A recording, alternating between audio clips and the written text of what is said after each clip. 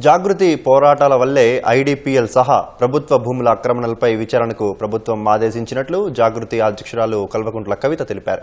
ఇది ముమ్మాటికి తెలంగాణ జాగృతి విజయమే అని అన్నారు.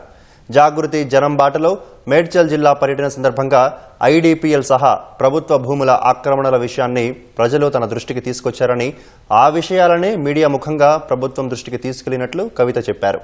ప్రభుత్వం స్పందించి విజిలెన్స్, రెవెన్యూ అధికారులతో కలిపి విచారణకు ఆదేశించడాన్ని స్వాగతిస్తున్నట్లు తెలిపారు. దర్యాప్తు సంస్థలు ఐడిపిఎల్ సహా ప్రభుత్వ భూముల ఆక్రమణలపై నిజాలను నిగ్గు తేల్చాలని కవిత డిమాండ్ చేశారు. రాజకీయ కారణాలతో తమ కుటుంబంపై ప్రత్యర్థులు చేసిన తప్పుడు ఆరోపణలు కూడా తేలిపోతాయని కవిత చెప్పారు. కాంగ్రెస్ ప్రభుత్వం వచ్చిన తర్వాత వివిధ విచారణల పేరుతో ప్రచారం చేసుకోవడం తప్ప చర్యలు తీసుకున్న దాఖలాలు లేవన్నారు. ప్రభుత్వ భూముల ఆక్రమణలపై విచారణ త్వరగా పూర్తి చేసి ప్రభుత్వ భూములను అక్రమార్కుల చెర నుంచి విడిపించాలని, ఆ భూములన్నీ ప్రజలకే చెందాలని కవిత డిమాండ్ చేశారు.